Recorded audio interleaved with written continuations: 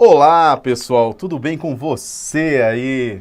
Você que está comigo já no nosso quarto encontro desse nosso trajeto na história da filosofia, aqui preparando você para o Enem, dando a você a melhor preparação para o seu Enem, para o seu tão sonhado espaço na universidade, no curso superior, você que busca a conclusão também do seu ensino médio, né? Já começamos aí o nosso trajeto, um trajeto longo, mas nós começamos bem. Falamos um pouquinho do mito, no nosso primeiro encontro, depois falamos dos pré-socráticos, né? Comentamos um pouquinho sobre os pré-socráticos. Entramos então na filosofia dos sofistas e depois falamos do nosso primeiro grande filósofo, foi Sócrates.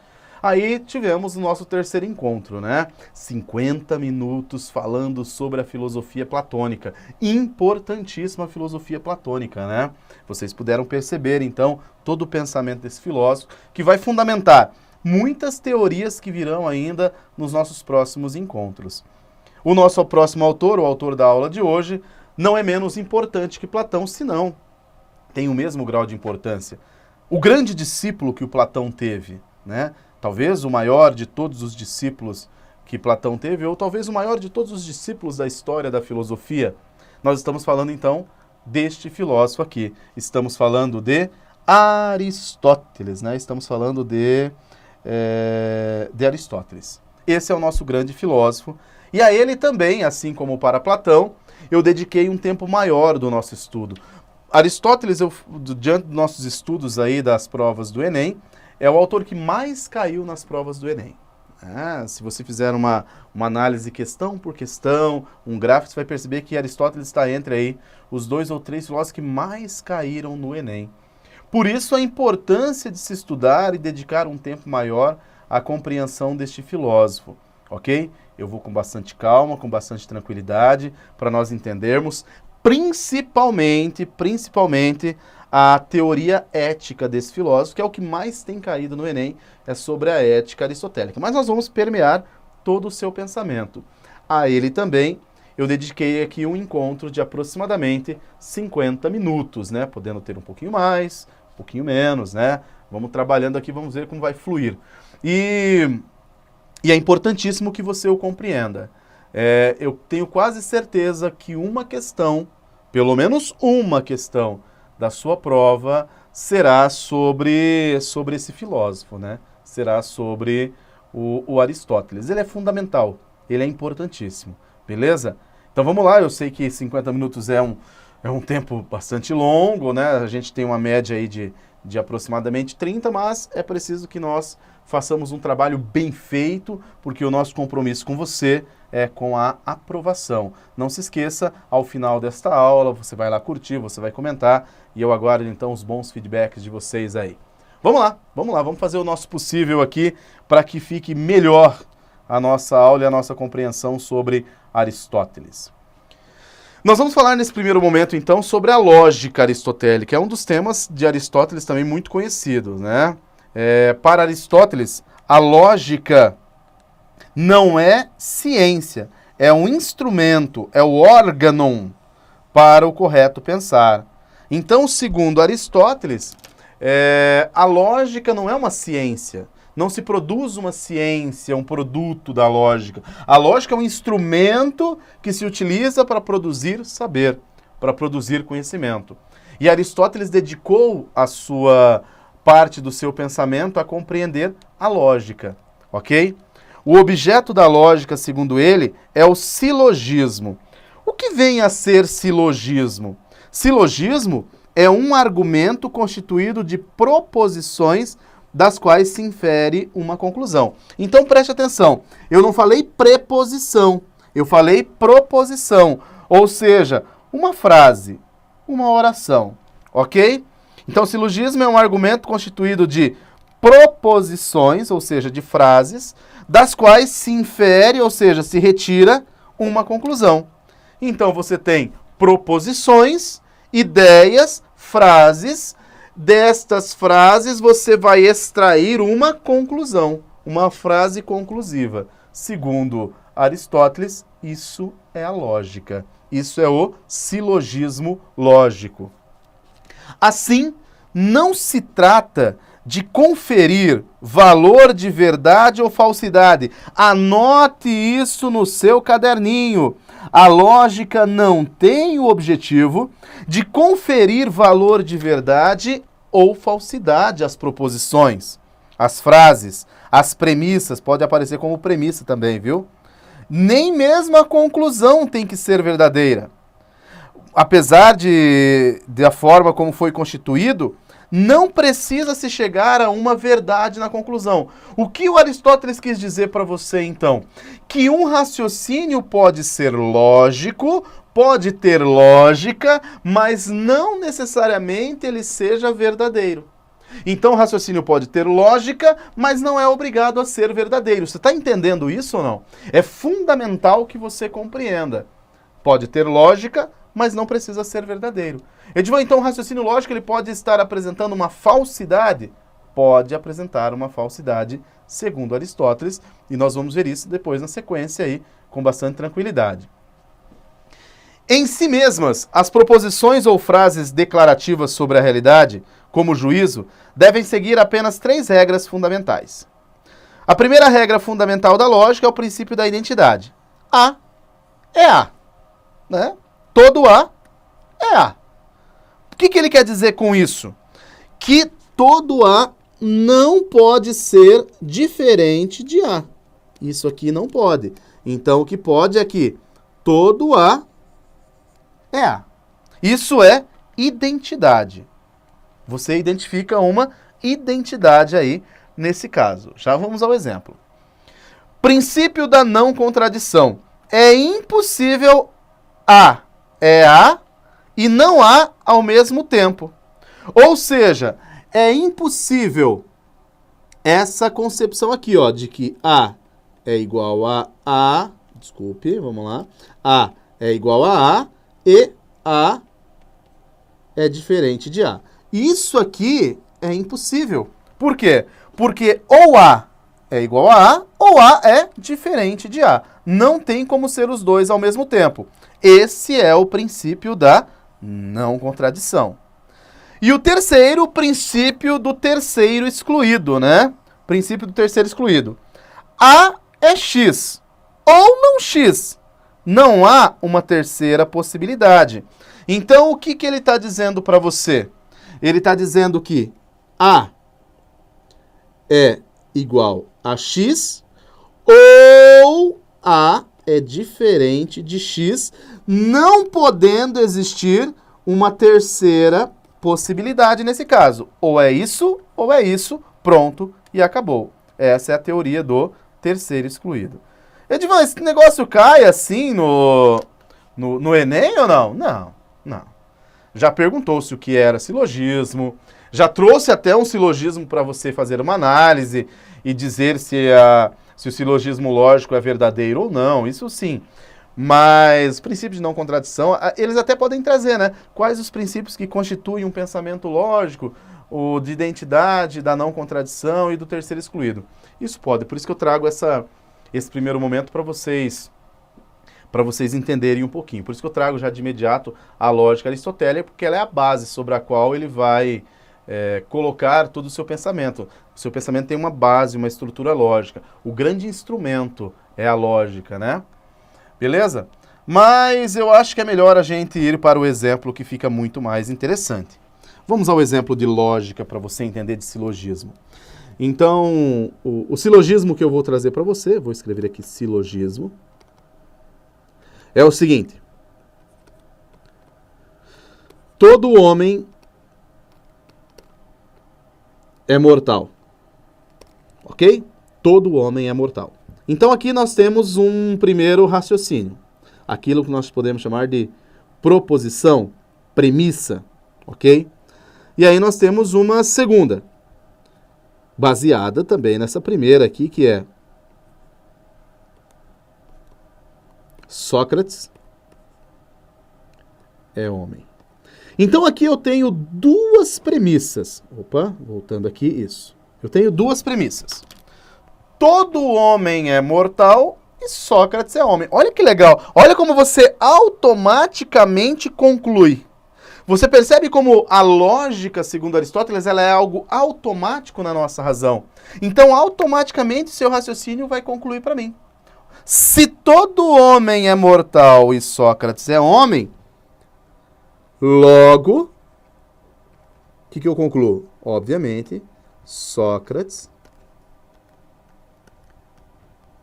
é mortal. Perfeito? Essa é a conclusão. A isso aqui nós damos o nome de silogismo lógico.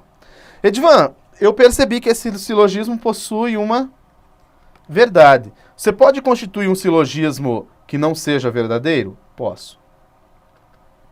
Inclusive, vou me basear no mesmo aqui para a gente fazer isso. Vamos lá.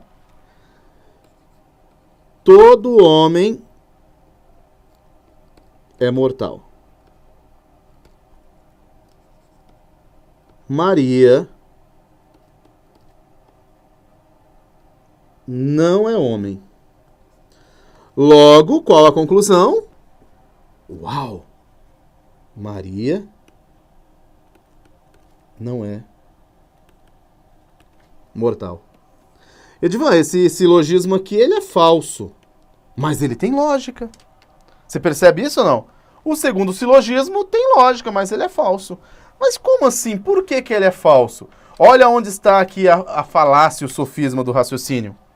Eu disse que todo homem é mortal e disse que Maria não é homem. Mas em nenhum momento foi dito que quem não é homem não é mortal. Percebem isso ou não? Em nenhum momento foi afirmado que quem não é homem não é mortal. Só afirmou-se que quem é, é. Quem não é, pode ser. Ou não. Percebem isso ou não? Muito legal, é muito legal a questão da lógica. Aí você começa a perceber o terceiro excluído, não contradição e o princípio da identidade. Perfeito? Aqui eu trouxe para você apenas um espaço em branco para a gente constituir esses exemplos aí. E você pode brincar com isso aqui também, se você quiser, né? Só para você entender, isso aqui você pode trabalhar com ele de uma forma bastante interessante, né? Vamos lá, vamos fazer uma brincadeira de silogismo aqui. Quando eu digo brincadeira, não é que nós vamos perder tempo da nossa aula brincando, tá? Quando eu digo brincadeira é porque você pode se divertir com a lógica. E a conversa vai ser mais ou menos assim. Eu disse para você que todo homem é mortal. Sócrates é homem. Sócrates é mortal. Maria não é homem. Logo, Maria não é mortal. Vou continuar aqui, ó. Deus não é mortal. Logo, Maria é Deus. Deus é amor. Maria é amor. E o amor não é mortal. E aí eu posso ir brincando disso aqui, construindo, constituindo, a partir daqui, silogismos. Entendeu o que eu quis dizer que era brincadeira? Você pode construir um raciocínio lógico não sendo verdadeiro. E isso, pessoal, acontece nos discursos. E Aristóteles desvendou e percebeu que os discursos possuíam muitas vezes lógica, mas não necessariamente uma verdade. Não constituíam uma verdade. Beleza? Por isso que eu trouxe para você aqui, nos nossos primeiros 15 minutos de aula, um estudo rapidamente aqui, breve, sobre o pensamento lógico de Aristóteles. Ok? Vamos para a nossa segunda parte, então? Vamos lá? A nossa segunda parte aqui vai trazer, então, a metafísica aristotélica, né? Nós vamos falar um pouquinho da metafísica aristotélica. No conjunto de obras denominado Metafísica, Aristóteles buscou investigar o ser enquanto ser. O ser enquanto ele mesmo. Ele buscou compreender o que tornava as coisas o que elas são. Por que as coisas são da forma que são? E por que as coisas são da única forma que elas podem ser? o rio corre para o mar, a macieira da maçã. Ou seja, Aristóteles percebeu que no mundo as coisas são da única maneira que elas podem ser. Você não consegue imaginar um rio voltando à cachoeira. Você não consegue imaginar uma macieira amanhecendo e dizendo, hoje vou dar laranja. Né? Não tem como. O gato que diz, hoje eu não vou miar, hoje eu vou piar ou latir ou grunhir, né? Relinchar, não tem como. Ele não tem escolha. Você percebe que existe uma ordem natural das coisas. E os seres são aquilo que eles devem ser. Nasceram para ser aquilo. Edivan, e o homem, então? O homem, nós vamos conversar daqui a pouco sobre ele. Nesse sentido, as características das coisas apenas nos mostram como estas coisas estão, mas não definem ou determinam o que elas são. Atenção! As características das coisas apenas nos mostram como as coisas estão, mas não definem ou determinam o que elas são. E aqui eu vou já dar uma dica para você. Esse são aqui é a questão da essência. Mas, Edivan, você está colocando aí para mim que para Aristóteles as características das coisas nunca definem então o que elas são? Não. Então significa que nós só podemos conhecer as características. Desculpe. Nós só podemos conhecer as características. Então isso significa que eu nunca poderei conhecer a coisa como ela é. Exatamente. Mas o Platão me dizia lá na aula anterior que eu deveria conhecer as coisas na sua essência. Agora o discípulo dele está dizendo para mim que eu nunca vou conseguir conhecer as coisas como elas são, porque as coisas como elas são só podem ser conhecidas de que maneira? Não podem ser conhecidas de forma racional. A razão não é capaz de atingir a essência das coisas segundo Aristóteles. Anota essa frase. A razão não é capaz de atingir a essência das coisas segundo Aristóteles. Nós podemos entender como as coisas estão no mundo, não como elas são. Porque como elas são é a essência. E a razão não é capaz de atingir a essência das coisas. Muito interessante. Mas Edivan, onde estão a essência das coisas? Nas coisas mesmas. Peraí, mas o Platão dizia que estava no mundo das ideias. Aí vem uma diferença legal entre os dois. Para Platão existem dois mundos, para Aristóteles existe apenas esse mundo. Lembra daquele quadro? Pena que eu não coloquei essa imagem aqui para a gente ver, né? Acabei me esquecendo na hora preparando a aula, mas tem aquela imagem da academia em que Platão aparece com a mão desta forma, apontada para o alto, e Aristóteles aparece apontando para baixo, né? O que significa isso? Significa então que é Platão dizendo o saber está no mundo das ideias, a verdade, e o Aristóteles dizendo não, é neste mundo aqui. Então Platão tem uma visão dualista e Aristóteles tem uma visão monista, ou seja, uma única realidade, um único mundo. É esse que nós estamos. Para Platão eu consigo conhecer a essência das coisas por meio das ideias, da reminiscência. Para Aristóteles, não. A razão não é capaz de conhecer as coisas como elas são. Nós só podemos conhecer as coisas como elas estão, analisando as suas características, mas nunca atingindo a sua essência. Beleza? Legal, hein? Tem que entender isso bem para você compreender a metafísica aristotélica. É preciso investigar as condições que fazem as coisas existirem, né? Por que as coisas existem dessa forma? Aquilo que determina o que elas são e aquilo que determina como elas são. Então é importante que a gente consiga vislumbrar e visualizar esta ideia, essa concepção metafísica de Aristóteles. Em sua metafísica, Aristóteles fala acerca dos primeiros princípios, ou seja, os princípios geradores de tudo, né? E aqui é importante que você possa compreender essa concepção. Segundo Aristóteles, nós precisamos voltar aos princípios, né? As coisas como elas realmente são na sua origem, né? Lá no começo. Mas existem alguns pontos que você precisa entender de Aristóteles. Antes de nós entrarmos, então, nesse sentido, nessas concepções de entender as coisas como elas são, ou tentar chegar a isso, as causas dela, eu preciso que você venha comigo para entender alguns conceitos. Eu vou trabalhar naquele quadro dos exemplos lá, vou trabalhar aqui para vocês, ó, no quadro dos exemplos, para você entender.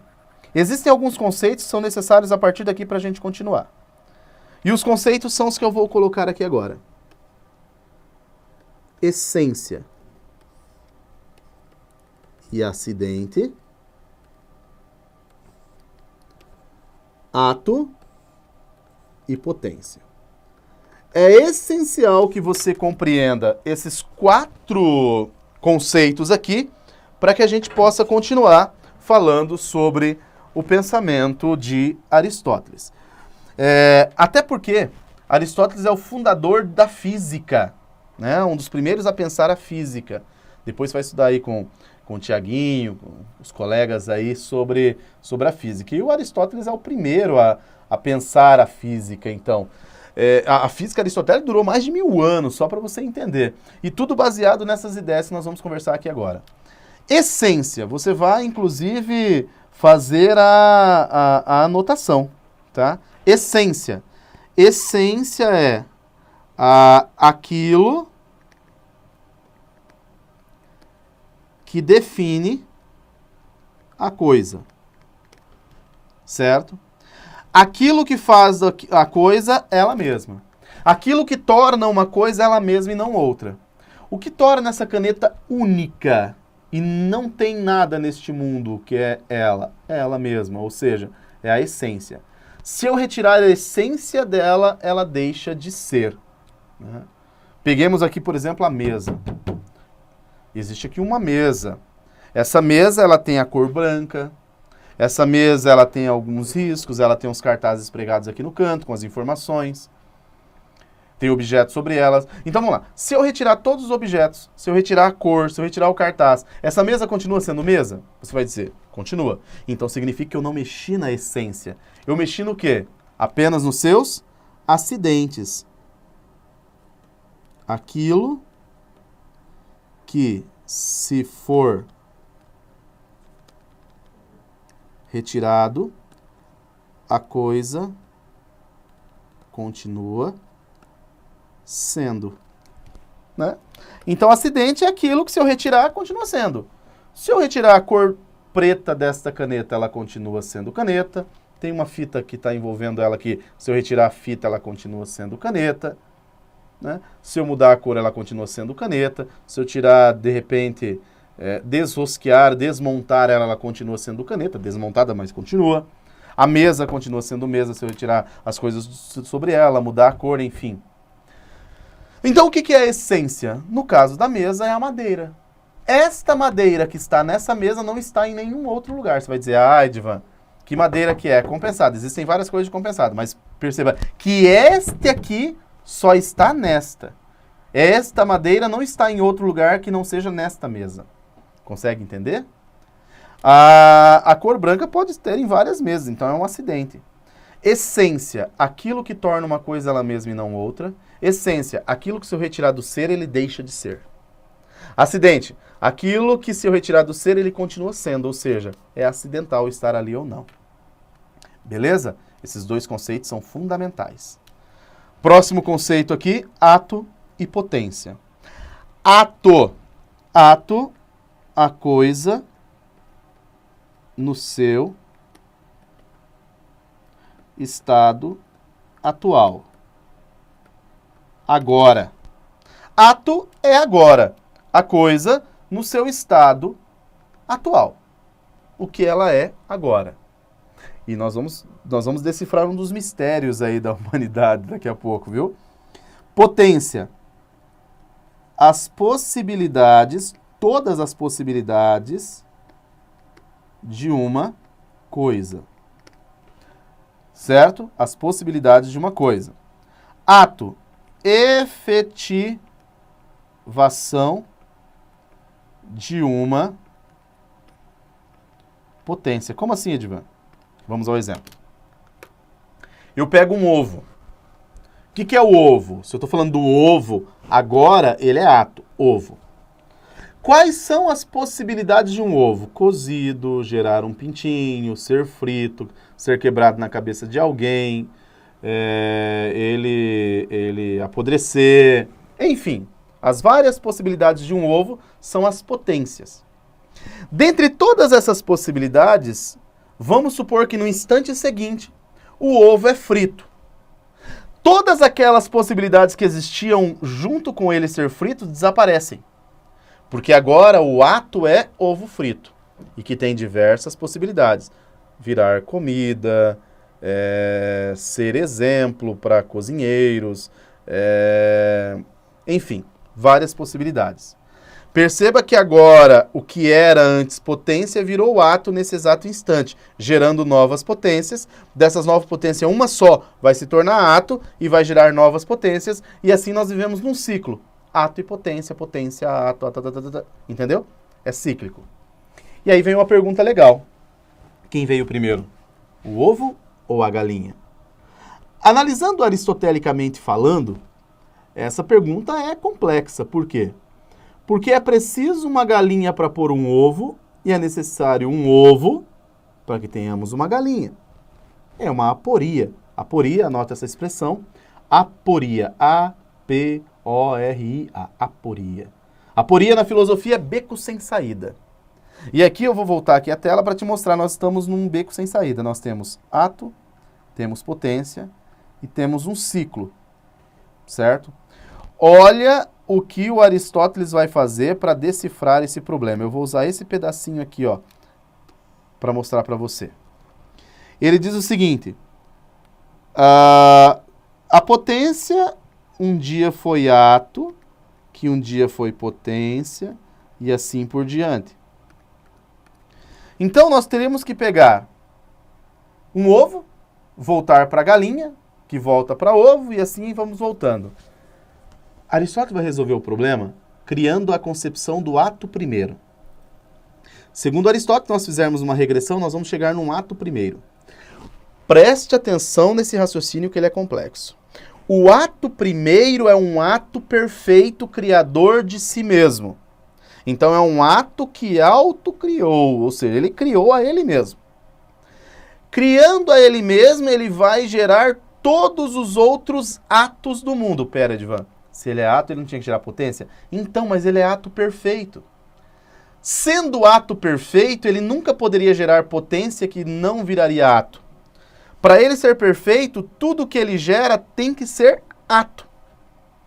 Então, o ato primeiro, ele vai chamar de motor primeiro, inclusive Aristóteles na sua obra, vai gerar todos os atos do mundo, e os atos gerados pelo ato primeiro, estes sim, vão gerar potências e assim o ciclo da existência vai acontecer. Consegue entender?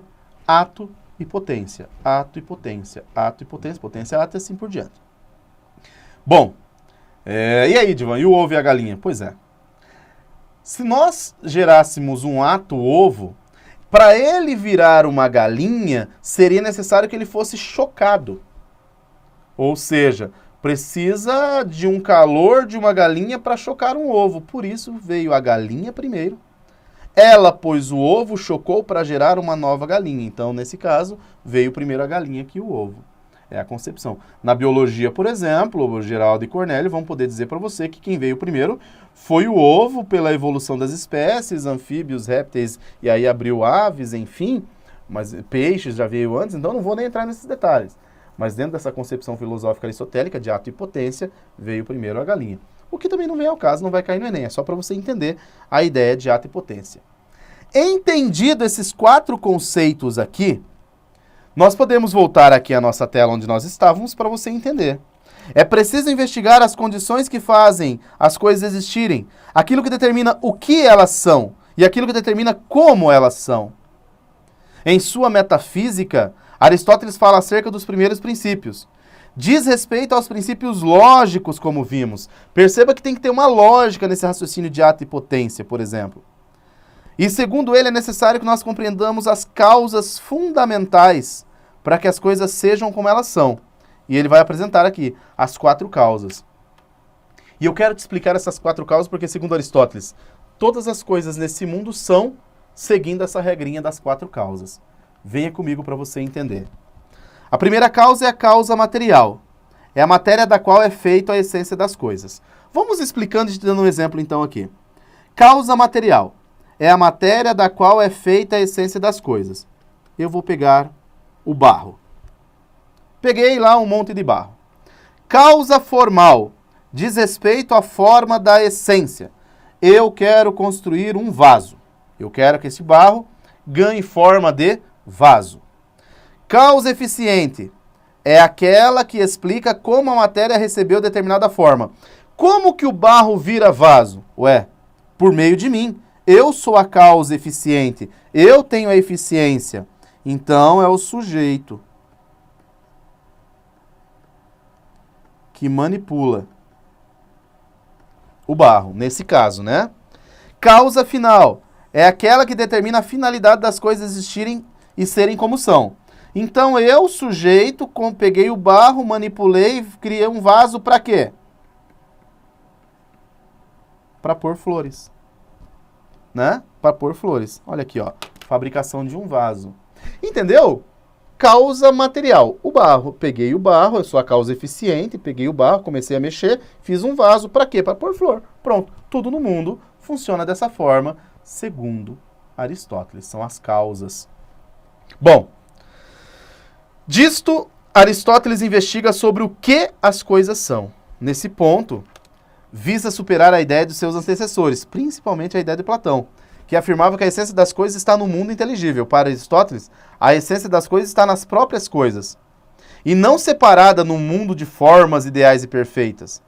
Isto é, a essência está na substância. O problema é que para Aristóteles nós nunca vamos atingir essa essência. Nós nunca vamos conseguir chegar a essa substância essencial. A substância para ele é a fusão da matéria com a forma. Uma escultura de madeira, por exemplo, é a fusão da madeira-matéria com o projeto do artesão, da forma. E qual é a diferença entre os infinitos quadros de Mona Lisa com aquele original do Da Vinci? Né? Que aquele é original. Os outros são cópias dele, não conseguem atingir a essência do autor. Consegue entender o pensamento aristotélico? Mas, Edivan, então Aristóteles, pelo que você está falando de arte aí, ele é a favor da arte ou contra a arte? Ele é a favor da arte. A arte é uma tentativa de você tentar atingir a essência, se aproximar o máximo dela, por exemplo. A partir dessa concepção, era ainda necessário que Aristóteles desse conta do problema do movimento, pois a substância possui matéria, que está em constante movimento, em constante transformação, né? E aí vem a parte legal, né? O movimento da realidade é ato e potência. Ora ato, ora potência. As substâncias possuem potencial para aquilo que ocorre com elas, né? Então, a essência dessa caneta é uma só, mas essa caneta possui possibilidades. E é essas possibilidades que dão a ela um movimento, uma transformação, né? Eu tenho, por exemplo, os dois braços. Deus me livre, acontece um acidente, eu perco um braço. E daí? E daí que eu não vou perder a minha essência. Aconteceu uma mutação, um movimento na minha vida que transformou o meu corpo, mas não a minha essência. Eu continuo sendo Edivan. Foi um acidente, aconteceu um acidente. Consegue entender isso ou não? Esse é o pensamento metafísico de Aristóteles. Bom, terminada aí essa segunda parte, nós vamos para a terceira parte, não menos importante por estar por terceiro, mas talvez mais importante, que é o pensamento ético de Aristóteles, né? E aí vocês percebem que eu me empolgo, porque eu gosto muito do pensamento ético, né? Eu gosto muito de ética e gosto muito da ética aristotélica. A ética nas obras de Aristóteles diz respeito ao indivíduo. Todas as vezes que nós falarmos de ética, nós estamos falando de indivíduo. O homem, indivíduo. Ah, mas e o homem na dimensão social? Não é ética, é política que debate. Quem debate o homem na sua estrutura política, ou desculpe, na sua estrutura social, é a política. Quem analisa o homem na sua individualidade é a ética. Como conceito aristotélico de ética, podemos dizer que ética é a arte de viver. Saber viver é agregar valores, boa utilização dos prazeres, ação virtuosa, viver bem. Ética, para Aristóteles, é a arte de viver bem. E aí eu trago você aqui um conceito que é importante, o conceito de bem. O que vem a ser esse bem que Aristóteles nos coloca aqui? Né? Esse bem que Aristóteles nos coloca é aquilo para o qual todas as coisas tendem. Como assim, Edivan? Tudo na nossa vida tem um objetivo. Segundo Aristóteles, o objetivo final, não importa o que você está buscando fazer, é esse bem. Agora, daqui a pouco eu digo para você como ele chama esse bem. Como ele vai denominar esse bem? Que bem é esse que é o final de todas as nossas coisas? Para que é que nós fazemos tudo? Para que é que você está assistindo essa aula? Ah, porque eu quero validar o meu ensino médio. Para que é que você quer validar o ensino médio? Eu quero porque eu quero entrar na universidade. Para que você quer entrar na universidade? Porque eu quero me formar. E se eu for perguntando para quê, a resposta no final vai ser uma. Para você, para mim e para qualquer pessoa. Daqui a pouco eu te conto. A ética surgiu então na Grécia com a expressão ethos, né? Que significa comportamento, ação, atividade. Então, senhoras e senhores, ética para Aristóteles é uma ação. É uma atitude. É muito importante que você entenda isso. Ética é uma ação, é uma atitude. Foi daí que veio a expressão ética. Ética é, portanto, o estudo do comportamento, das ações, das escolhas, dos valores humanos. Anote isso. Ética é o estudo do comportamento, das ações, das escolhas e dos valores humanos. No nosso cotidiano, ocorre de percebermos que há uma série de modelos de éticas diferentes que postulam modos de vida e ação, por vezes excludentes. Mas nós precisamos entender qual é a ética que vale. Qual é a ética que realmente atende aquilo que são os meus valores, aquilo que é da minha virtude. Beleza? Para isso, Aristóteles escreveu um livro chamado Ética Nicômaco. Aristóteles apresentou nesse livro a famosa Ética do Meio Termo. Na verdade, assim, Aristóteles escreveu esse livro para o filho dele, né? Esse livro é um manual que ele escreve para o filho dele de comportamento. Como o filho dele deve se comportar. Né? Olha que legal você escrever um livro para o seu filho, para ensinar para o seu filho como ele deve se comportar. Aristóteles escreveu Ética Nicômaco para o filho dele, Nicômaco. Nessa obra, ele vai apresentar a ética do meio termo. O que seria essa ética do meio termo? Ética do meio termo é a ética do equilíbrio. É a ética da mediana. É a ética da justa medida. Beleza? É isso. Em meio a um período de efervescência cultural, o prazer e o estudo se confrontam, né? Ou você se dedicava ao prazer, ou você se dedicava ao estudo. Qual é o melhor? Aristóteles, com sua sobriedade, optou por um caminho que condene ambos os extremos, sendo assim, pois, os causadores dos excessos e dos vícios. Bom, o que Aristóteles quis dizer? Numa época em que você ou estudava, se destacava nos estudos, ou você vivia uma vida só dos prazeres, ele diz assim, nenhum nem outro. Aristóteles vai dizer, o excesso é o que estraga, né? O excesso é o que desequilibra a vida em sociedade. O problema da vida em sociedade, os problemas éticos que nós sofremos são os exageros, os extremismos. Para e olha para a realidade agora. Faça esse movimento. Entendeu a ética de Aristóteles? Meio termo. E ele está condenando os extremos. Vamos fazer uma análise política aqui? Vamos lá. Eu vou pegar um exemplo da nossa realidade política atual e você vai entender o que eu estou dizendo. E eu não tenho nada contra quem é partidário de um ou de outro. Peguemos um dos nossos deputados federais chamado Jair Bolsonaro, né?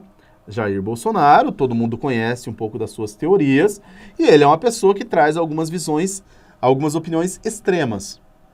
Do outro lado, eu vou pegar um outro deputado, Jean Willis, que também traz algumas visões que são extremas. Por favor, cada um segue quem acha melhor, nós não estamos discutindo qual é a melhor teoria, nós estamos discutindo que cada um, se nós compararmos a visão do Jean Willis com a do Bolsonaro e vice-versa, eles estão em extremos. Uma aqui e outra aqui. Como Aristóteles diria que nós íamos solucionar esse problema? Sairíamos desses extremos para o meio termo. Porque nós vamos identificar no Bolsonaro alguns pontos que são interessantes e no Jean Willis alguns pontos que estão interessantes. O problema é quando eles elevam isso ao extremo. Quando você eleva ao extremo, você corre o risco de... Corre risco não, você vai acabar excluindo, massacrando, exterminando, agredindo o diferente. Então, Aristóteles nos apresenta a ética do meio termo. Meio termo, o equilíbrio entre o excesso e a falta. Nem de mais, nem de menos. Equilibrado. Entende? É isso que Aristóteles propõe. Um debate em que nós cheguemos ao equilíbrio. Talvez é o que esteja faltando, no fundo, né? Que a cada um abra mão dos seus exageros em função de um equilíbrio, que é o bem-estar social. Segundo Aristóteles, a ética acontece a partir do momento em que nós encontramos o equilíbrio das nossas atitudes, das nossas ações. Ética, em Aristóteles, pode ser definida como a busca da felicidade, dentro do âmbito do ser do homem. É o homem que busca desenvolver com excelência a sua ação virtuosa. Como assim, Edivan? Eu te explico. Lembra que eu falei para você que nós buscamos um bem para onde todas as coisas tendem? Olha aqui, ó, vou voltar aqui, ó. Viver bem. Lembra que eu falei que era viver bem? A ética para Aristóteles é viver bem. Que bem é esse? Bem é para onde todas as coisas tendem.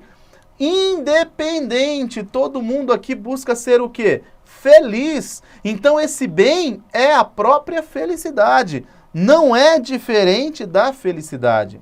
Esse bem é a própria felicidade.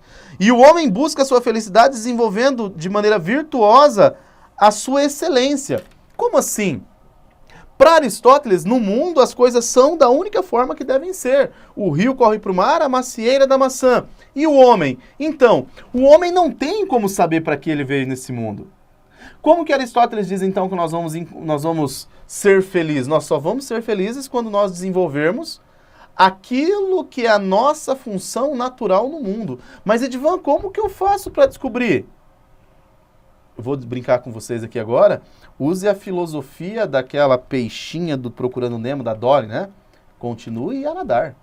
Ou seja, vá vivendo. Busque viver uma vida justa, honesta e equilibrada que você vai encontrar o seu dom.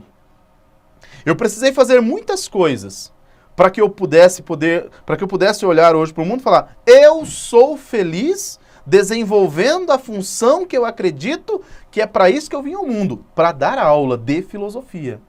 Eu olho e penso: o rio corre para o mar, a macieira da maçã, o cachorro late, o cavalo relincha e eu dou aula de filosofia. Entende? A mesma alegria tenho eu aqui, né? Essas aulas estão sendo gravadas agora já no princípio de janeiro. Todos no meu setor de trabalho estão de férias, mas eu estou aqui feliz. Por quê? Porque é para isso que eu vim ao mundo, né? Existe uma alegria que brota em mim quando eu estou dando aula, que não brota quando estou fazendo qualquer outra coisa. Por quê? Porque a minha natureza tende a fazer isso. A minha natureza tende, essa descoberta ela é fundamental. Quando essa ficha cai, é para isso que eu vim. E, Edivan, como que eu percebo pessoas assim? Você olha, Usain Bolt, correndo 100 metros. Ninguém corre como ele, porque nasceu para aquilo. Né? O Messi, o Neymar, o Cristiano Ronaldo jogando futebol. Né? Você nota o Michael Jordan quando jogava basquete, você nota, nasceu para aquilo, a pessoa poderia fazer qualquer outra coisa, mas não faria com tanta excelência quanto faz ali. Talvez aí esteja a chave da felicidade, descobrirmos para que é que nós estamos nesse mundo e desenvolvermos com excelência, né? Não basta eu saber que eu gosto da aula de filosofia, que é para isso que eu vim. Eu tenho que tentar dar a melhor aula de filosofia para você. Gosto muito de dar essa aula com a presença dos alunos, que geralmente vem aquela perguntinha. Ah, Edivan, então me explique por que você é tão feliz dando aula, e você disse que está dando a melhor aula de filosofia, por que eu não estou feliz vendo a sua aula? Aí vem a minha grande crítica, né? Eu estou feliz dando a minha aula de filosofia, a melhor aula que eu posso. E você está feliz fazendo melhor enquanto aluno? E o aluno fala, não. Eu falei, então como que você quer estar feliz na minha aula se você não está desenvolvendo com excelência uma virtude? Compreende ou não? Isso é Aristóteles, é ética aristotélica. Você precisa descobrir-se, para aí você conseguir, então, viver bem em sociedade. A ética concerne as coisas que são o que são para a maioria. Coisas que podem ser de outro modo, portanto, não podemos exigir o mesmo grau de exatidão nas demonstrações científicas. Para mim, a felicidade é uma boa aula. Para outros, pode ser uma corrida de 100 metros, um gol num jogo de futebol. Perceba? A felicidade é isso. A ética é isso, né? Das coisas que são, umas são necessariamente e outras são contingentes por acidente. Nas ações humanas estão presente a contingência. A tal presença se faz evidente da seguinte forma. As consequências de nossas ações não podem ser previstas com precisão. Ou seja, o resultado da ação é obscuro por ser ele próprio indeterminado. As ações futuras são indeterminadas. Então veja, eu venho para cá, gravo essa aula, a melhor aula que eu posso gravar, e saio daqui falando, arrebentei. De repente vem lá nos feedbacks um aluno dizendo, não curti, não gostei, eu não entendi. Eu não posso prever que todos vão gostar. Eu não posso prever que ninguém vai gostar. Eu posso prever o quê? Que eu fiz o meu melhor. E eu fui feliz nesse instante. Aí você do outro lado falou, Edivan, eu vou lá e vou curtir lá a aula. E vou dizer que estava legal. E que esse instante valeu a pena. Então você descobriu a chave, segundo Aristóteles. Porque a ética para Aristóteles é essa felicidade. E o que é essa felicidade para Aristóteles? Ele vai chamar de eudaimonia. Vamos lá então? Ele vai chamar essa felicidade, eu acho que eu não trato aqui dela, eu vou colocar aqui o nome. Eudaimonia. Eudaimonia é felicidade. O que é essa eudaimonia? É o instante de vida que valeu a pena. Edivan, são 50 minutos de aulas de Aristóteles. Quando você terminou a aula e se despediu, eu falei, poxa, poderia ter durado um pouquinho mais. Então significa que ali você viveu um instante de vida que valeu a pena, a ponto de você querer que ele durasse um pouco mais. Esse é o segredo da felicidade. Viver instantes de vida que valem a pena ser vivido a tal ponto que você deseja que eles durem um pouco mais. A felicidade é essa vontade de apertar o pause da vida para que você possa curtir aquele instante um pouco mais, para que você possa ficar um pouco mais ali. Muita gente me pergunta, Edivan, por que quando eu estou de férias o tempo passa rápido? E eu gostaria que ele parasse, porque muitas vezes você nas férias está vivendo um instante de vida que vale a pena ser vivido a ponto que você queria que ele durasse mais. Mas quanto mais você quer que ele dure, parece que ele passa mais rápido. Por quê? Porque você quer aproveitar o máximo. E aí vem o grande segredo da felicidade, da alegria profissional. Eu estou aqui já há 48 minutos com vocês e faltam 2 e eu queria falar um pouco mais, mas está acabando o meu tempo. Então significa que eu estou vivendo um instante de vida que vale a pena e que se eu pudesse, eu apertaria o pause, falaria mais para você, porque eu estou vivendo um instante de vida que vale a pena ser vivido dando essa aula para você. Consegue entender? Antes que eu me esqueça. E se você desse outro lado, ao assistir a aula, sentiu a mesma coisa, viveu um instante de vida que você gostaria que durasse um pouco mais, significa que então eu contribuí para a sua felicidade e você contribuiu para a minha, e aí a nossa felicidade não é somente ética, mas é política. Maravilhoso isso, né? Que nossas ações éticas que geram felicidade em nós, se elas forem transformadas em ações coletivas, nós teremos uma vida política, porque é na política, atenção, é na política que a ética se efetiva. Parece brincadeira, né? Quando a gente olha para o nosso cenário político atual e diz isso, né? Mas por que a ética se efetiva lá? Porque lá nós temos homens que abrem mão da sua felicidade em função da felicidade do coletivo. Claro que eu estou rindo porque isso na teoria deveria ser assim, né? Infelizmente na prática não está acontecendo. A ética que trata das escolhas, ações e consequências na vida do homem, e não de modo abstrato, mas de modo prático. A ética é prática. A ética é prática. Beleza? É ação.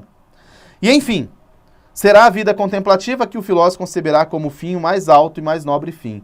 Esse mais alto e nobre fim é a felicidade. A felicidade, a atividade da alma, aquele homem que busca viver uma vida contemplativa, uma vida equilibrada, a vida que vale a pena ser vivida. A política aristotélica é essencialmente unida à moral, porque o fim último do Estado é a virtude. A formação moral do cidadão é o conjunto necessário para que isso aconteça. O Estado é este organismo moral, pessoas que vivem moralmente, cada um vivendo com excelência a sua virtude, cada um desempenhando ao máximo a sua função. é assim que nós teríamos uma sociedade feliz, uma sociedade correta. A política é distinta da moral, porquanto esta tem como objetivo o indivíduo e aquela o coletivo, né? A moral é o indivíduo e a política é o coletivo. Divan, o que é moral? Moral é aquilo que você, eu aprendi isso esses tempos, né? Moral é aquilo que você não faria mesmo sendo invisível. Mesmo que não tenha ninguém olhando, você não pratica, porque você sabe que aquilo não está certo. Não precisa ninguém me dizer que não está certo, eu já sei, então eu não faço. Eu não preciso de um radar para dizer que eu tenho que andar a 60, a 80. Eu ando a 60 e 80 porque esta é a velocidade correta. Não é um radar que vai determinar. Então um político diz, vou moralizar o trânsito pondo o radar. Não. Você moraliza o trânsito tirando o radar, fazendo com que a pessoa haja por si mesma, não por um controle externo. Porque quando ele age por um controle externo, não é moral, é medo, é coerção. Beleza? Entendeu o que é moral ou não? Bem legal. O Estado não é superior, então o Estado é superior ao indivíduo. O coletivo, a vontade da coletividade é maior que a do indivíduo. Unicamente no Estado efetua-se a satisfação de todas as necessidades, pois o homem, sendo naturalmente animal político, não pode realizar sua perfeição sem a sociedade, sem o Estado. Eu só posso ser feliz enquanto professor, tendo o aluno, tendo você do outro lado aí para assistir a minha aula. Fica a dica de leitura, a indicação, a ética aristotélica, a ética nicômaco, que é a ética aristotélica. Leia esse livro, vale a pena esse você ter na cabeceira da sua cama, com certeza, para você ler sempre, porque é uma ética da felicidade, né? Desempenhar bem a sua função, com virtude, aquilo para o qual você nasceu. Beleza?